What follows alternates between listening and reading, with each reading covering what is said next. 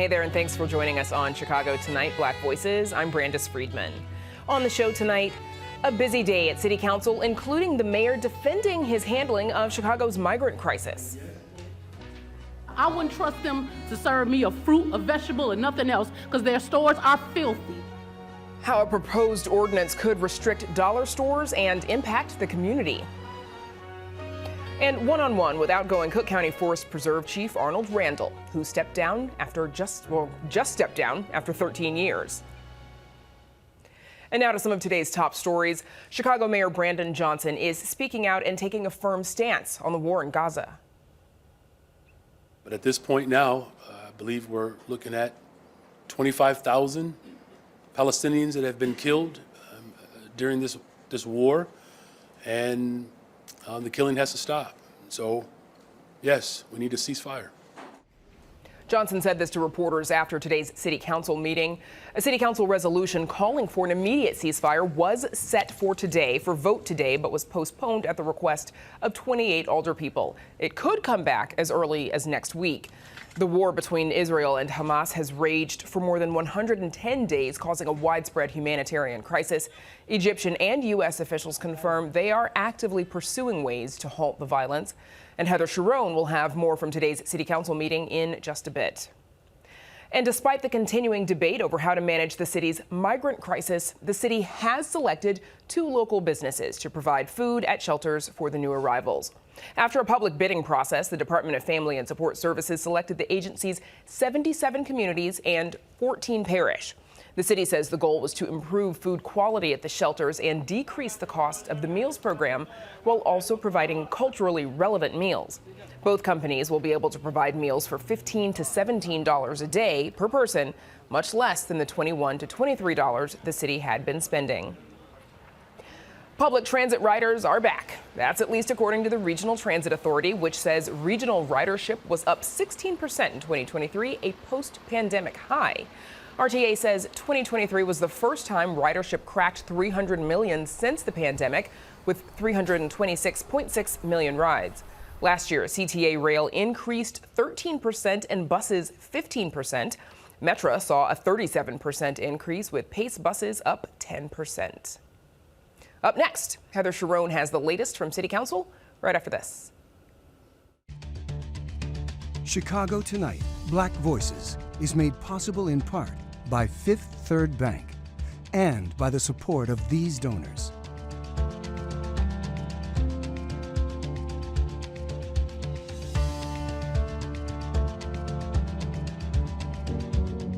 At Fifth Third, we believe when diverse voices are heard and empowered, communities are made stronger, lives are made better, and the future holds greater promise for all. That's why we're proud to support Chicago Tonight, Black Voices. Together, we can make a difference. Together, we can drive change.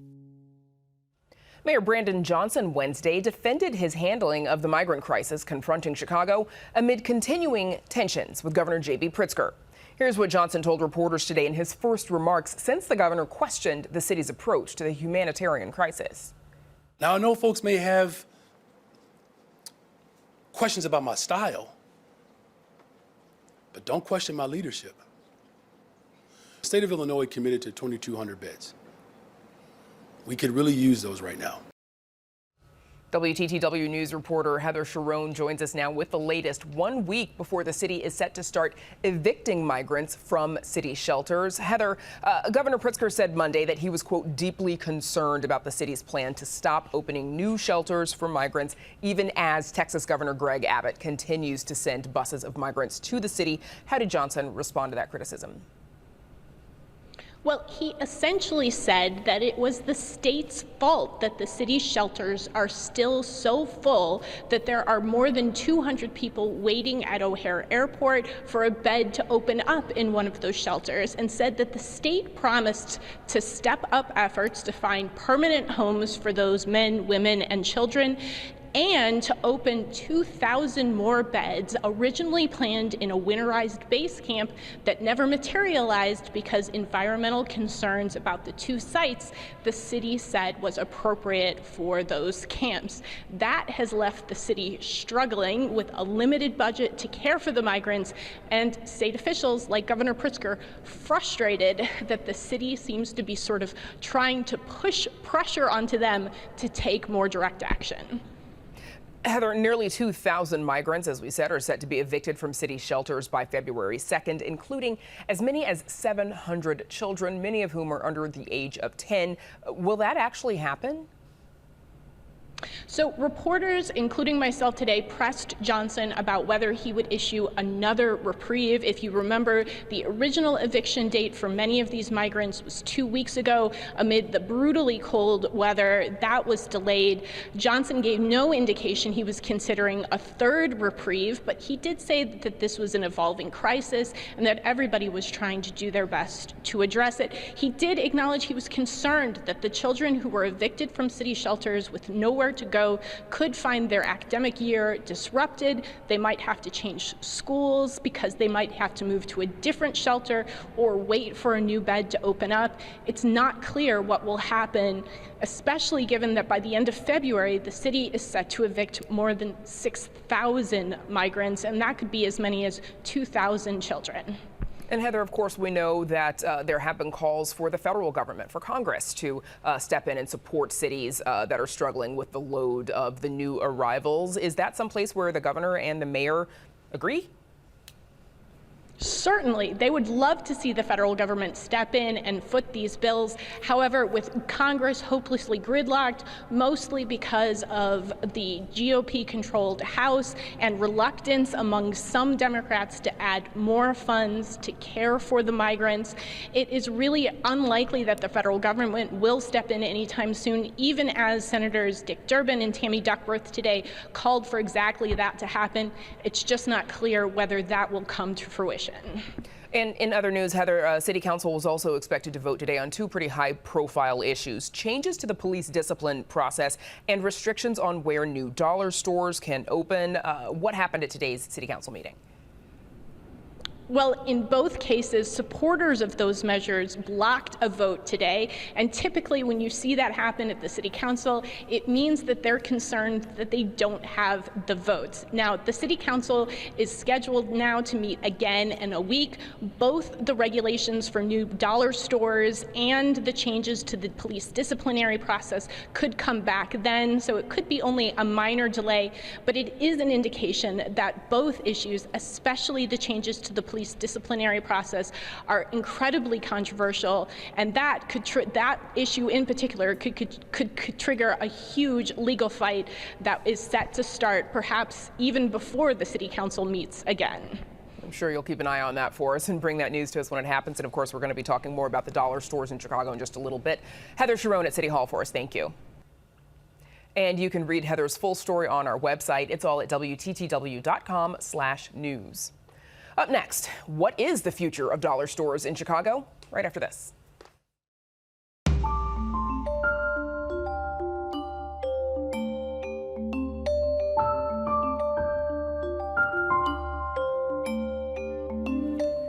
At your neighborhood Dollar General or Family Dollar store, shoppers can find everything from holiday decorations to canned foods, often for $5 or less. Yet the so-called small box retailers have been at the center of complaints over unsafe working conditions, overflowing trash bins on their property, and crumbling buildings. A proposed ordinance in City Council looks to restrict the locations of these stores in an effort to crack down on the situation. Joining us now is Lenny Asaro, who is serving as legal counsel for Dollar Tree. We should mention we also invited 19th Ward Alderman Matt O'Shea, but he declined our invitation. Lenny Asaro, thank you for joining us. Thank you. So as I mentioned, 19th Ward Alderman Matt O'Shea, he introduced this ordinance. Here's a bit of what he told colleagues at a Monday committee meeting. I have emailed and telephoned dollar store operators at the corporate level all the way down to the existing stores. No response. Because their stores are filthy. They don't keep the trash up in front of the communities. In my community, there is one a block up from my house, and every other week I'm calling them about a gate that's down, which causes people to come in and out of that portion of the community. And the people they hire is ridiculous. Literally, my daughter was asked by her manager to bring her carry and conceal because he did not feel safe. Him, along with 6 other employees, walked out and he left his keys. Where was the dollar store then? Lenny, how does Dollar General, how do you all respond to some of these accusations of complaints going unheard, crumbling buildings, overflowing trash? So as legal counsel for Family Dollar and Dollar Tree, we've heard and we've actually met with the alders. I met personally. Our whole team actually met with the company, with Alderman O'Shea back in October. We met with him in his office in council chambers, and he expressed to us similar comments that he made. Right after that meeting, we then started to reach out, we meaning the company as well as folks on the ground here in Chicago, to reach out to engage with alders. There's 128 stores in Chicago. 121 of the stores are in wards that are led by black alders. And we made a concerted effort to try to engage, and we did engage with as many as we could between the period of November until December. And so we wanted to listen to what the alderwoman had indicated, expressing the complaints, and let them know that we hear them and we want to move forward and actually do a better job and address those conditions in a meaningful way. And thank you for the correction. Dollar Tree, not Dollar General. I misspoke earlier. What is Dollar Tree's concern with this ordinance that the alderman has presented? Well, the original ordinance that was presented back in October is different than the ordinance that actually was substituted late last week. And the ordinance that was submitted last week is the one that was discussed on Tuesday in that clip. The problem with the ordinance is that it's a one-size-fits-all. It is a 1-mile restriction with no exceptions, and it doesn't address the ultimate issues, which is to address store conditions and to actually deliver and produce results. There is a better way to approach this, and what has been offered is an alternate ordinance, and an alternate ordinance would actually empower the alders. How will it empower the alders? Well, under the zoning ordinance, there's a lot of different mechanisms, and one is requiring a special use permit to open up a new store, and the second is to require a letter of support from the alders. What does that do? It allows the alders to have input, accountability, and be responsive to their constituents. Do you think this ordinance is necessary to address the concerns that and some of the conditions that folks are complaining about? The ordinance is really not designed to address conditions as much as what the original ordinance stated purpose was, which was to address food deserts. And that is a completely separate and a larger issue. There was an article back in December of last year by Natalie Moore in the Sun-Times, and it talks about really what the big issues are with regard to food deserts. A lot of the big box retailers have left the neighborhoods in which Family Dollar and Dollar Tree, or dollar stores, quite frankly, small box retailers, have actually gone in to serve. And all the alders have indicated, the ones that we've met with and even ones at the committee meeting, that they serve a purpose. They actually do deliver a service to the community and the customers. It's just responding to some of these issues that were raised. That said, Natalie Moore also, that same column, she points to about 5 of these stores, either Dollar Tree or Family Dollar, being built along the busy Stony Island Avenue thoroughfare around her neighborhood in the South Side. That's a lot of stores in one thoroughfare, and as you said, they meet a need that some of the other stores aren't necessarily meeting. But are they providing that much fresh food in the absence of a grocery store? The business model actually they don't provide fresh food, and they've never purported this. The dollar stores never purported to actually do that. Site selection is more of a corporate function as to where sites can be located, given the size, square footage, access, availability. It's really designed to create a convenience for customers to get to, and so that's sort of why they're located where they're located. That said, I believe earlier you mentioned of the 128 stores that are in the Chicago area, about 121 of them, is that right, are in wards where the alderperson is black, which would indicate that there's a majority of black people, black residents in those wards, but not always is the case. What factors do the stores consider when deciding where to place a new store, where to build one? I can't speak for how corporate does their site selection, because that's not my role as outside counsel, but they do have a site selection process like any other corporation or store, big box, restaurants, fast food.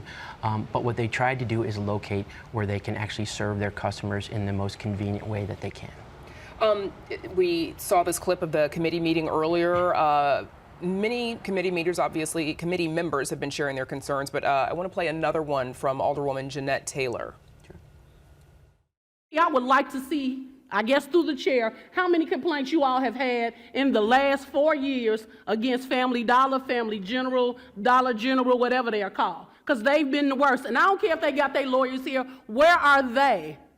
They are not here to answer any questions, which is a disrespect to us. But they want to move in our community. I would love for y'all to put up a map to show where they're concentrated at. And I guarantee you I know exactly where they're concentrated at. Lenny Asaro, you say you were there, but you had to speak during public comment. You're right, I did, and I was limited in time. I would have liked to at least address more things. We were not invited to attend the meeting. There were other third parties that were invited to attend the meeting, and they were given opportunities to speak as well as they should have. And it would have been constructive if everybody who is a stakeholder, not just the dollar stores, but others as well, would have been given an opportunity to speak and to listen to different positions and to discuss this constructively. Few seconds left. What do you expect is next for this ordinance?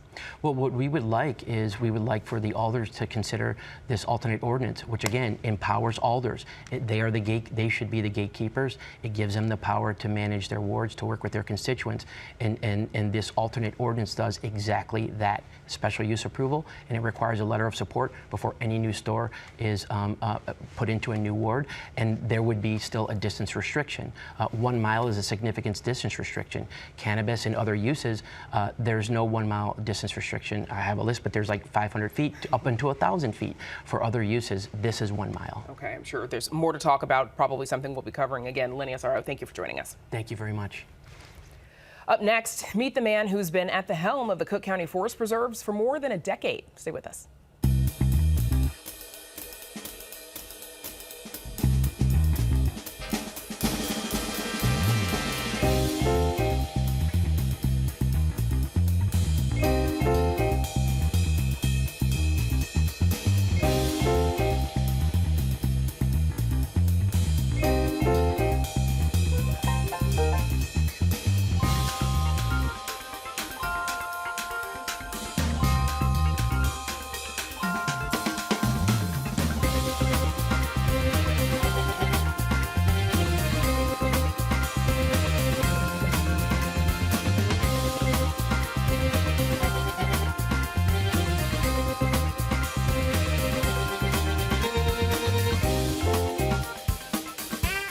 After 13 years, the general superintendent of the Forest Preserves of Cook County is stepping down.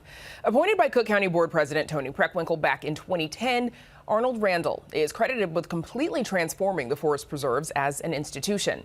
He's been praised for creating a far more effective and efficient organization and vastly expanding the restoration of native habitats.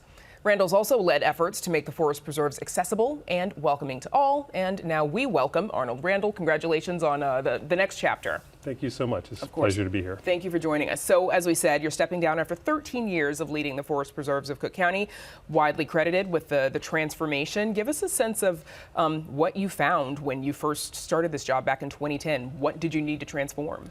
Well, to start with, the Forest Preserves are this incredible asset, 70,000 acres of natural lands in and around the city of Chicago. But what we found was an organization that was not functioning well. And so we weren't doing a very good job of protecting the lands. We weren't doing a very good job of programming and connecting people to nature.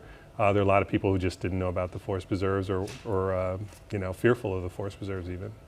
At a recent board meeting, Cook County Commissioner Stanley Moore described the work that you had cut out for you when you took this job. Here's a look. Arnold Randall, I want to thank you. I want to first make sure to let everyone know that when I took office almost 11 years ago, the Dan Ryan had such a bad reputation. But since taking office, the 4th District thanks you and President Preckwinkle for your attention to the detail that they have done to bring the Dan Ryan Forest Preserve and all of the forest preserves in my district back to where they should be.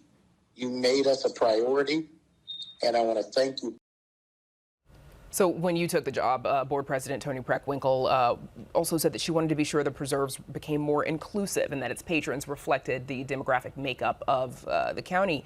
Why do you think that wasn't the case before? I think it's twofold, at least. I think there is a sense of among city residents that nature may not be for them. And I think that's unfortunately reflected in Black and brown communities even more so. So we really worked hard to make the forest preserves look like a place that people wanted to come to, and that meant showing people that looked like them were in the forest preserves, and it was a good place to be.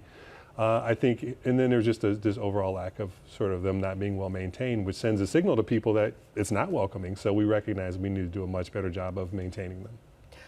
In 2020, and along the same lines, you all released a report acknowledging that the forest preserves operated within a, quote, pervasive culture of structural racism, and that the district needed to work towards racial equity and inclusion. How much progress would you say the forest preserves was able to make on that, and what does that look like?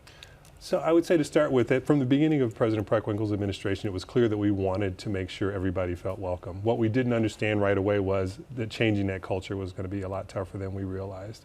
So we really put together a working group, both internally and externally, to really look at how do you make the racial equity and diversity a priority structurally within organizations. So we have a racial equity lens for land acquisition, for programming, if we're capital improvements, to make sure that we're investing in communities that traditionally were not invested in very well, like Dan Ryan Woods, for example. On your way out, the board introduced a resolution citing quite a few accomplishments over your 13-year career. 13 years is a lot of time to get some things done. Yes. And they include, among other things, not everything is here, of course, increasing restoration, creating a state-of-the-art wildlife research center, passing that tax referendum in 2022, and passing an employment plan that led to the agency being released from the Shackman decree. What was the culture like when you first arrived? I think the culture was, if people came to the forest preserves, that's fine. If they didn't come, that was fine also. And that was not acceptable. We recognize the forest preserves are a place where people can come and get away from the stress of city life, enjoy nature. Just, it's a respite, and that was always the intent, and to protect nature. And so that they weren't really living up to the full mission of the forest preserves. A lot of accomplishments. How'd you get all that done? First of all, I have to give credit to President Toni Preckwinkle. She set the tone from the very beginning. I came on 1 week after she took office, initially back in 2010, and she was very clear about expectations. And then she allowed us to build a team of high-quality professionals. And then when we repaired our sort of hiring processes through the Shackman decree, that allowed us to hire really talented people in appropriate positions. So building a really strong team was important, and then having vision for what it should look like. And we also opened up to our advocates and to the outside world what we wanted to be, and they were very much part of our processes moving forward. Yeah, you improved some of the partnerships, for example, with, name some of your partnerships. So Friends of the Forest Preserves, Open Lands, Trust for Public Land, the Nature Conservancy, and on and on. We have many, many partners in the Forest Preserves, and they are a big part of the success, as well as our volunteers. What would you say remains for your successor? What was it that you didn't get to do that you would like to have gotten to, that you think needs doing? There's always more to do. So we have additional resources now in the Forest Preserve, so that means we can do some more land restoration. So we're at about 15,000 acres of actively managing land. I'm going to get up to 30,000 to continue to add more programming and accessibility for folks, so that that's not a barrier for folks, to make sure that people who live in any part of the city or any part of the county, for that matter, can get to the Forest Preserves and feel welcome in the Forest Preserves. That can be done through programming, and then continue with the capital improvements that need to happen. We built campgrounds, but there's a lot of things that have to be fixed and repaired over time, and there's more of that to do as well. Why leave now? That's a good question. I think I feel like we've accomplished a lot, and you always have to think about what is the next opportunity as well. And I've been in the Forest Preserves 4 times longer than any other job I've held in my professional career. So that's a great run in city. It's a great run in government, period. And I felt like I'm leaving it in a better place than I found it. Favorites, what's your recommendation? Favorite spots in the Forest Preserve, or favorite something to go see? So it depends what you like to do. If you like trail hiking and rolling hills, you can go out to the Palos area in the southwest suburbs, and it's 15,000 acres of contiguous land. If you want to have a great family event, go to Dan Ryan Woods or Bussy Woods. Those are very popular as well. If you like to canoe or kayak, you can hit the Des Plaines River, Chicago River. Those run through the Forest Preserves as well. If you like to do zip lining, there's a zip line course in the Westchester community. So there's a lot of outdoor activities. Fishing is also big. So, and I know that you've got a story from early in the day. Someone, President Preckwinkle, was in a canoe and it went over. Yes. Go on. Within a month of us sort of taking office here, we were invited to a New Year's Day paddle, which was really cold. And President Preckwinkle and I both showed up, and we were there to encourage paddlers, but little did I know she jumped into a canoe, and so I jumped into a canoe right after, because if she was going to go, I was going to go. But unfortunately, her canoe tipped. She did have a fellow paddler with her in the canoe, and she won't blame that person, but I think that was probably what happened. Oopsie doopsie. Right. Arnold Randall, thank you so much for joining us. Congrats on your next step. Thank you so much. Absolutely. And you can read more about Arnold Randall's transformation of the Cook County Forest Preserves on our website. And that is our show for this Wednesday night. Join us tomorrow night at 5:30 and 10 for Chicago Tonight Latino Voices. 2 suburban private schools announced their doors are closing, saying it's due to the loss of the controversial tax credit scholarship program. And we give you a taste of a Latino-owned restaurant as Restaurant Week in Chicago keeps dishing.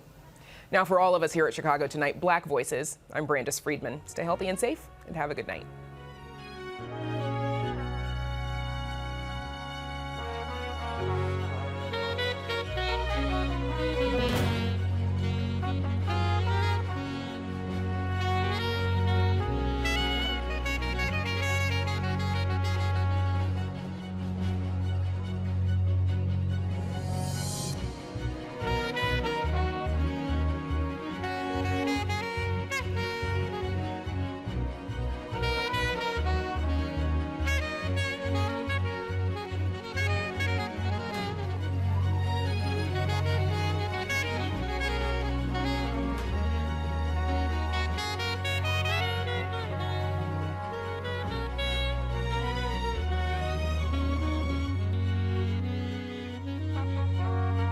Closed captioning is made possible by Robert A. Clifford and Clifford Law Offices, a Chicago personal injury and wrongful death firm that supports free educational initiatives in the legal profession.